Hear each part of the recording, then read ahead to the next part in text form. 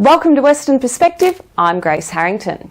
Well, it's that time of the year again. The beloved Perth Royal Show is back, boasting family-friendly activities, rides, show bags, fluffy animals, and an insight into our state's agricultural industry. Beneath the glitz and glamour that is Sideshow Alley, the show has a rich history of shining a light on the ag industry in an effort to bridge the gap between city and country.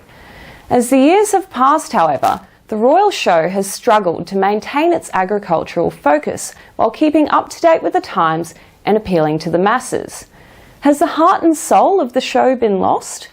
We spoke with the president of WA's Pastoralists and Graziers Association, Tony Seabrook. It's the longest standing community event in WA, I believe. How important is the show for educating Western Australians on the state's agricultural industry? Well, that's always been the whole reason the Royal Show's occurred. It's bringing the bush to the city and allowing city folk to see what we do. Increasingly, families who go to the show, not so much for the animals and the agricultural side of it, it's the Sideshow Alley. It's the silly hats, it's the bags, it's a whole raft of things. It's become an incredibly expensive operation for any family man to take his family along for a day at the Royal Show. We've always said it's a very important thing to link the country to the city, but it's becoming increasingly difficult to do that because people have so many other distractions in their life. Especially, your younger families, your kids are going to get excited about the rides and the show bags and this and that rather than, watching the cattle competition or something. Do you think that the agricultural side of things that is there tends to glamorise the industry a little bit, I don't think it glamorises it. There's a real opportunity there for a family, mum and dad who want to take their kids to the show to see what a sheep looks like, what a cow looks like, what a goat looks like. There's a real chance there that people will see things, kids will see things they won't normally see. But kids being kids, it's Sideshow Alley. Every time it's Sideshow Alley. And it's a bit sad actually that it's lost the flavour of a rural show that it used to be. Whereas if you go to country shows, all little towns have a country show, it's very family. Everyone in that district is there, they're all participating, some of it exhibiting in that show. The country shows are really what a show's about. But the Royal Show, they struggle to get their message across. Is there much attendance from people in regional and remoter areas of WA who come in to Perth? Oh, look, a lot less than it used to be. I don't know that a lot of people come down to go to the show. People come down because they're exhibiting, because they have an obligation. There are those that are committed to making the show a success that come down, but I don't think that many country people, as a right, just come down to go to the show. It's not the sort of show that it used to be 30 or 40 years ago. It's changed. What do you think could be done in order to, take it back to that ag focus and the way that it used to be? Or do you think it's too far? I think that's the million-dollar question. The Royal Ag Society would love someone to answer that for them because they need to maintain those grounds for a whole year, and it's expensive, and they need the income they get from the Royal Show and the impact that a few wet days can have in limiting the number of people that come.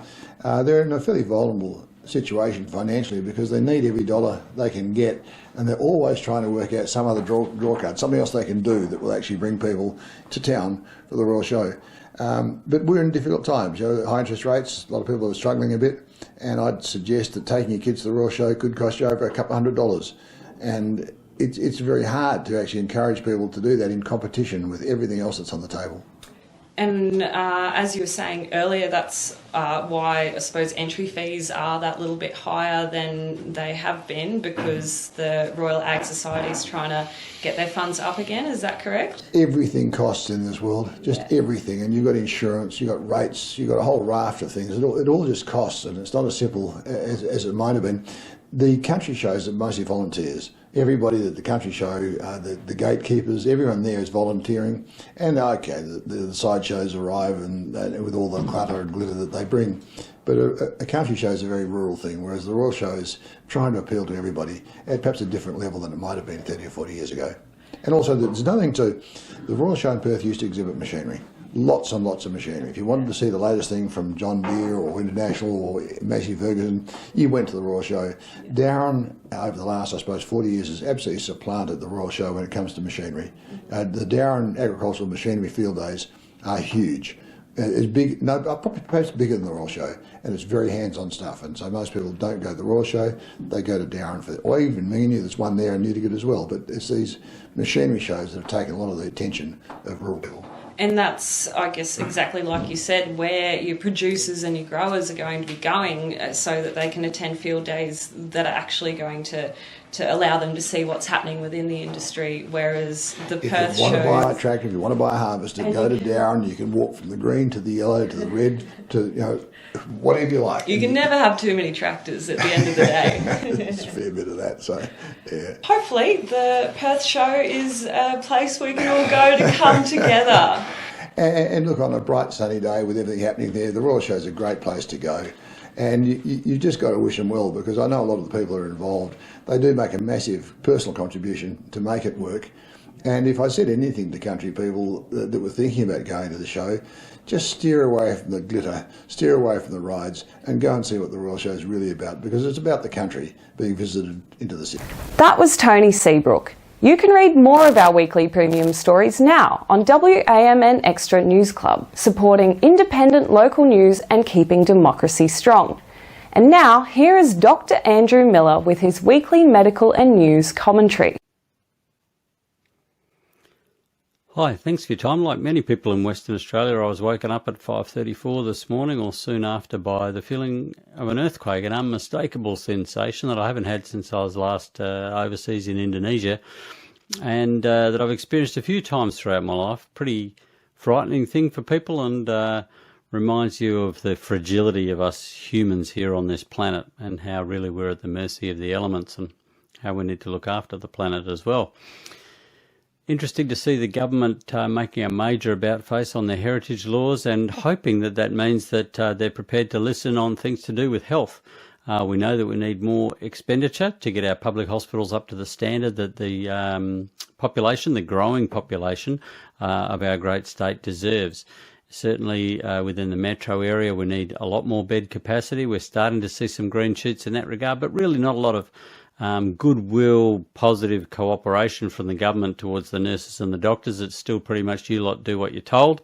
And hopefully the humility that they're learning a bit at the moment by crashing in the polls, losing their fearless leader, Mark McGowan, and finding themselves in a new reality where maybe their decisions are going to get looked at a lot more closely, will mean that healthcare outcomes come back to the top of the pile of things that can concentrate on. Of course, we have a Premier who, as Health Minister for a long time, presided over these issues, can't wash his hands of them, has no excuses.